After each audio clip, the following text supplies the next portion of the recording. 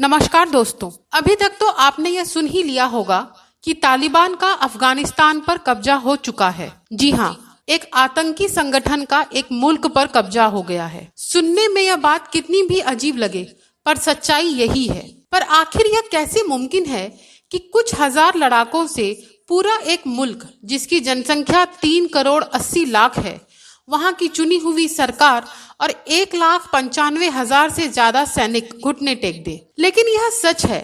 यह सुनने के बाद सबसे पहला प्रश्न जो हमारे दिमाग में आता है वह है, आखिर ये तालिबान है क्या और कैसे यह बार बार अफगानिस्तान के एक स्थिर सरकार पाने के सपने को सालों से तोड़ता आ रहा है। इसके लिए हमें अफगानिस्तान के इतिहास में जाना होगा और समझना होगा कि ऐसी क्या घटनाएं इतिहास में घटी जिसने अफगानिस्तान को आज इस मुकाम पर ला खड़ा कर दिया है। सन 1979 में अफगानिस्तान में नूर मोहम्मद की सरकार थी और विचारधारा थी कम्युनिस्ट। नूर मोहम्मद ताराकी के साथ के नेता थे हफीजुल्ला आमीन। हफीजुल्ला आमीन और नूर मोहम्मद में राजनीतिक खींचतान चलती रहती थी। उसी वक्त अफगानिस्तान के पड़ोसी देश ईरान में मोहम्मद रजा का तख्ता पलट हुआ था। मोहम्मद रजा मॉडर्न और लिबरल विचारधारा के थे, जो बात कट्टरपंथी इस्लामिक नेताओं को नहीं जमी और इसी कारण से उनका तख्ता पलट हो गया।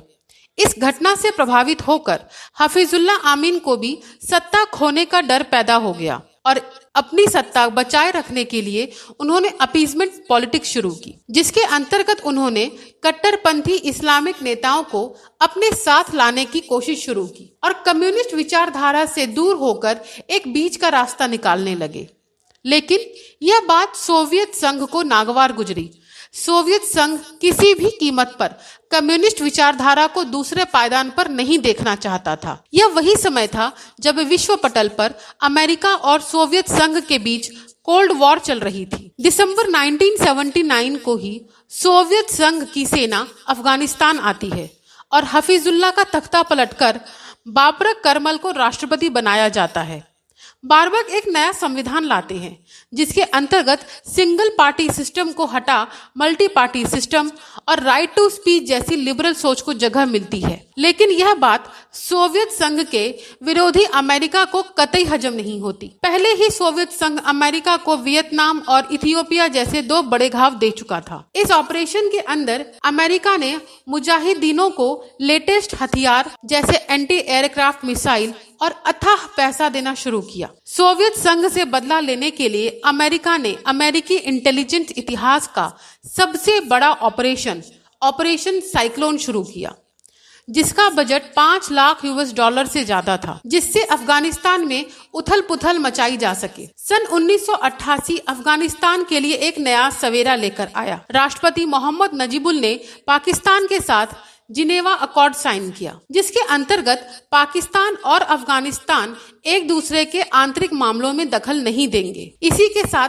सोवियत संघ और अमेरिका इस बात पर राजी हुए कि सोवियत संघ अफगानिस्तान से अपनी सेना वापस बुलाएगा और अमेरिका मुजाहिदीनों को देने वाली मदद रोक देगा। अफगानिस्तान को फिर एक नया संविधान मिला, नए सिरे से चुनाव हुए और मोहम्मद नजीबुल्लाह दोबारा सत्ता में आए। सत्ता में आने के साथ ही मोहम्मद नजीबुल्लाह अच्छी तरह से समझ गए थे कि अगर उन्हें अफगानिस्तान का विकास करना है तो सबसे पहले एक स्थिर सरकार और शांत माहौल की आवश्यकता है। लेकिन दूसरी तरफ अमेरिका ने सोवियत संघ के साथ हुए करार का उल्लंघन कर दिया और मुजाहिदीनों को देने वाली मदद कभी नहीं रुकी। 1996 आते आते यही मुजाहिदीन कई पाकिस्तानी आतंकियों और अफगानिस्तानी रेफ्यूजी के साथ मिलकर एक खतरनाक संगठन तालिबान बना चुके थे, जिसे खुली तौर पर पाकिस्तान और सऊदी अरब का समर्थन था। सितंबर 1996 में तालिबान का अफगानिस्तान पर कब्जा हो जाता है और पूरे अफगानिस्तान पर शरिया कानून लागू कर दिया जाता है। शरिया कानून के अंतर्गत अफगानी जनता पर कई तरह के प्रतिबंध लगा दिए जाते हैं, यहाँ तक कि cinema, TV, football, chess, music, internet आदि सभी को बैन कर दिया जाता है। शरिया कानून के अंतर्गत महिलाओं पर और कड़े प्रतिबंध लगाए जाते हैं, जिसके अंतर्गत 10 साल से ऊपर की लड़कियों को पढ़ने का अधिकार नहीं है।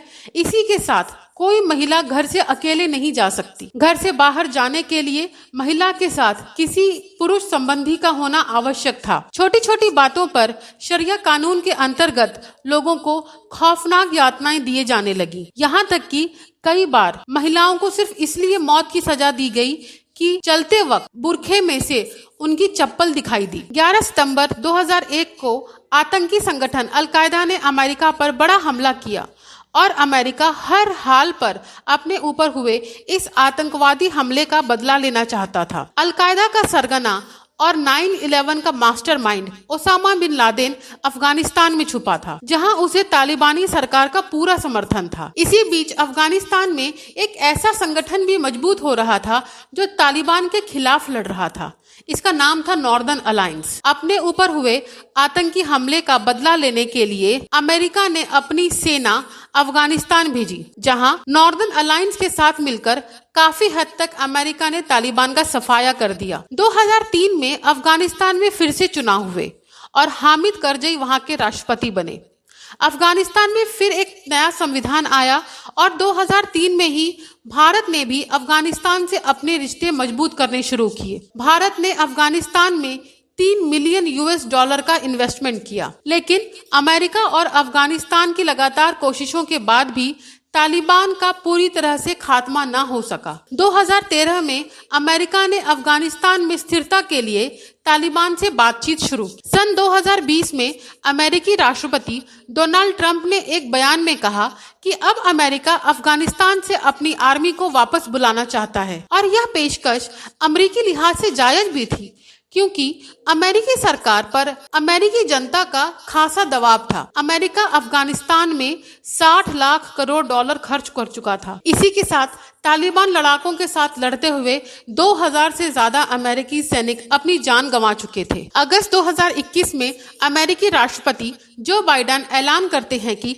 अफगानिस्तान से अमेरिकी सेना वापस बुलाई जा रही है। पत्रकारों का जवाब देते हुए जो बाइडेन ने कहा, 85,000 तालिबानी लड़ाकों के लिए अफगानी सेना काफी है, जिसके पास अत्याधुनिक हथियार भी हैं। अब जब अमेरिकी सेना अफगानिस्तान से वापस जा रही है, तब एक बार फिर से अफगानिस्तान पर पूरी तरह से तालिबान का कब्जा हो चुका है। अफगानी राष्ट्रपति, उपराष्ट्रपति, कई राजनेता और ऊंचे रसूख वाले लोग अफगानिस्तान छोड़ दूसरे देश जा रहे हैं और एक बार फिर अफगानिस्तान की जनता तालिबान के शरिया कानून के अंधकार में जीने को मजबूर है। ऐसे में क्या विश्व के देशों और यूनाइटेड नेशंस की कोई जिम्मेवारी नहीं?